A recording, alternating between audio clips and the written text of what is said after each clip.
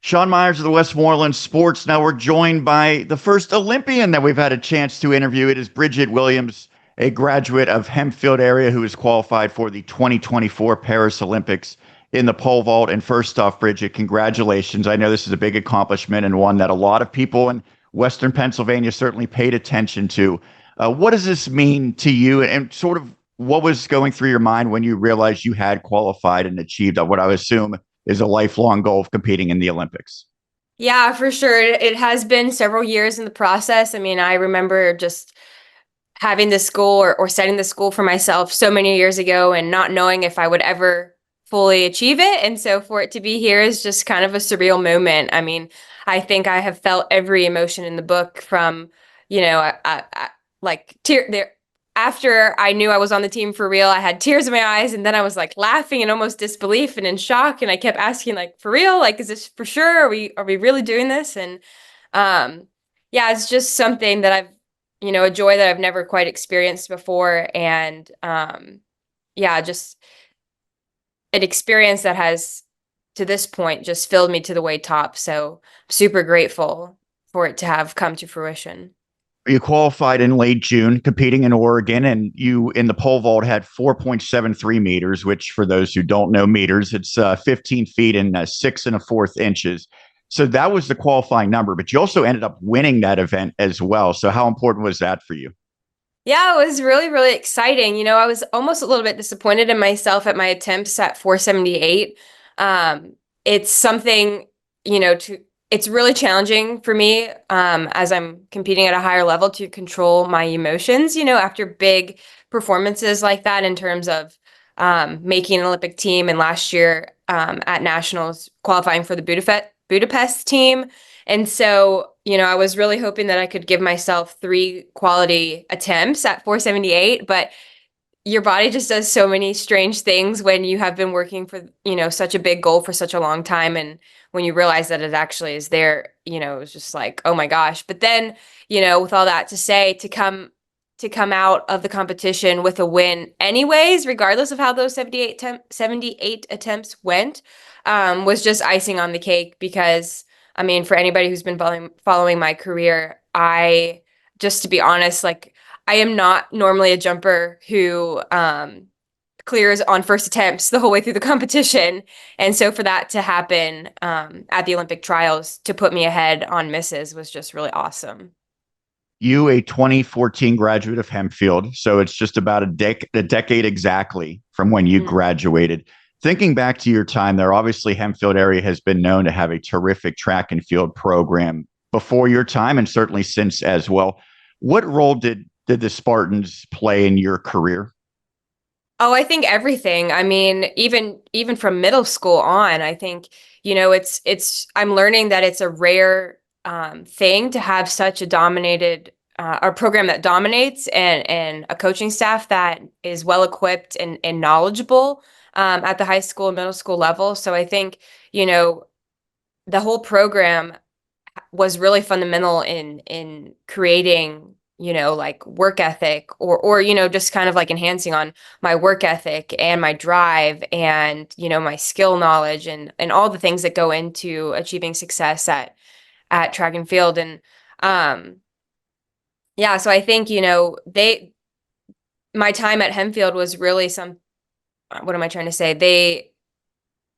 the coaches, when I say they, really instilled in me and planted this goal, that I could chase this sport, to college and potentially beyond. And so I think when I think back to Hempfield, it's really fundamental in my career. When you had a lot of success individually, but team wise as well, back to back state team titles with the girls program with the Spartans. Do you have a particular memory that comes to mind when you think of your high school days?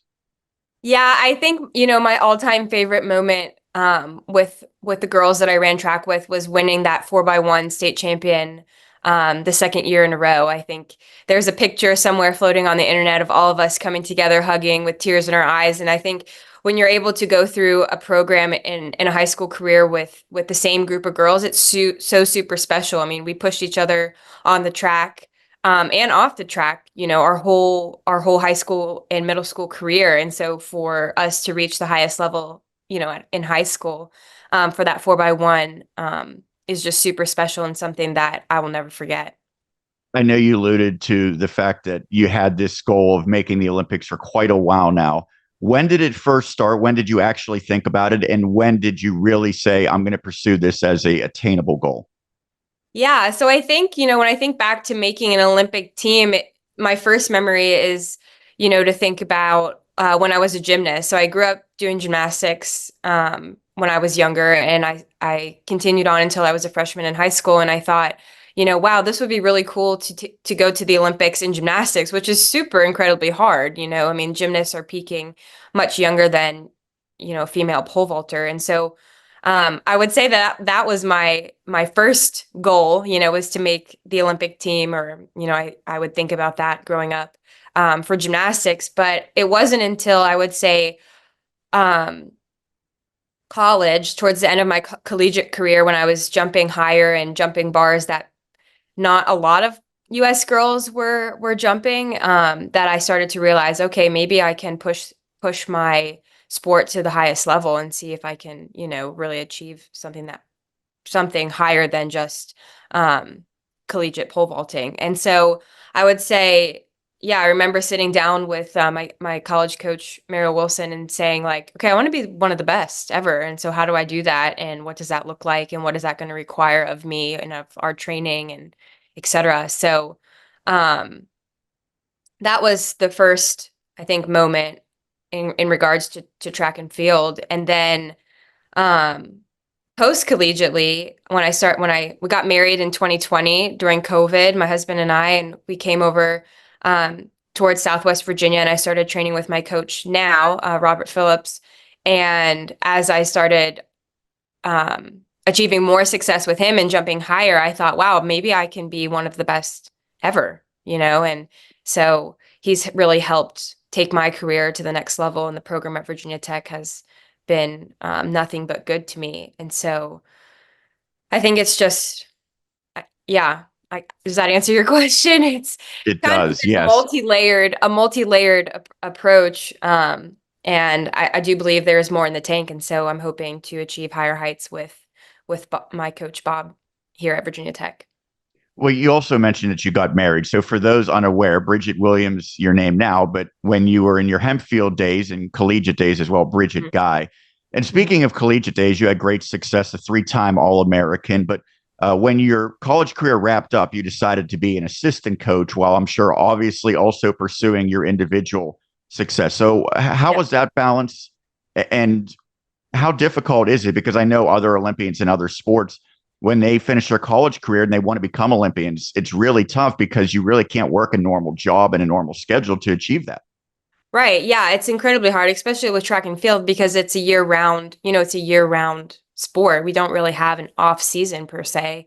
So that first year out of college was um, particularly challenging because, you go from a program in the NCAA that does everything for you. You have your schedule, and you have your um, travel and everything kind of laid out for you. You don't have to think about medical or sports psych or anything like that. And then when you leave that program, it falls all on you.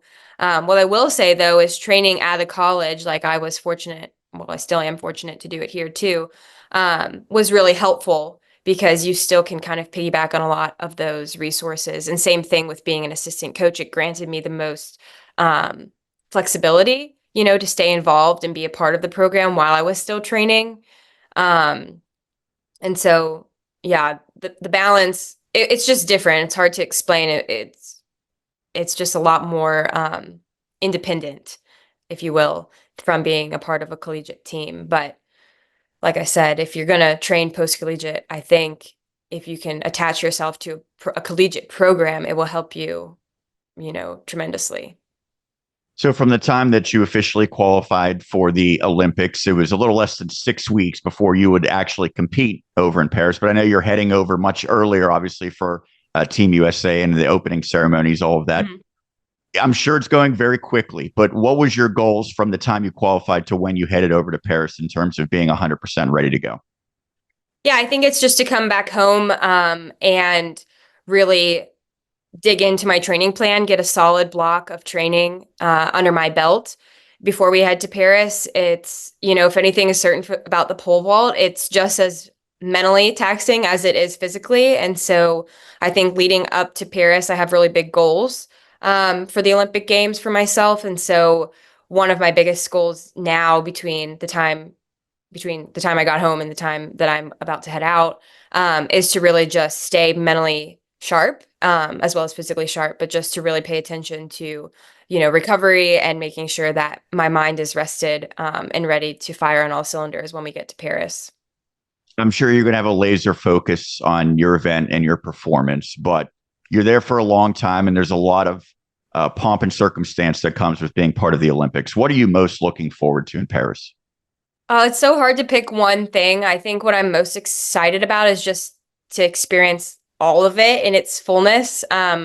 My goal for myself and my hope is that I'm able to just be present and take it all in because, another thing that's not for certain is making another Olympic team or US team in general. And so, it's easy, I think, to get caught up in the hubbub, but I hope that I can just really enjoy and take in everything from the opening ceremonies to the food to the culture. I was a French major in college, so I'm excited it feels fitting, I guess, to be in Paris for my first Olympic Games. So I'm excited to just visit France for a different reason other than to study this time. You've been brushing up on the French a little bit. Yeah, I have to. I'm a relatively shy French speaker, so but I'm excited to speak some French. Awesome. Lastly, we mentioned we want to tie a lot of this into your roots at Hempfield Area, obviously a school that we cover very closely.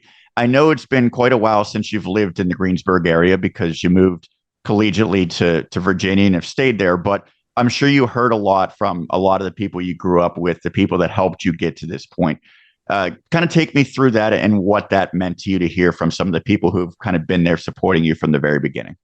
Sure. Yeah. I think it makes me really emotional because all of these people and coaches and my community and family back home, friends in the Hempfield and Greensburg community, they, you know, they have poured into me since I was a little girl, like every single person I feel like has touched my career. And so to hear from them and to see how proud they are of me and the work that I've put in and that they've helped me, put in along the way is just really special. And, I've said this 1,000 times and I keep saying it because it's so important, but like my success and I hope every single person that has had any blip, or any small touch on my career knows this, is that my success is not mine alone, but it's ours, and this has become our dream and not just my dream. And it's a lot more fun for me to jump for somebody. I don't jump for myself, I jump for the girls that are below me and the aspiring,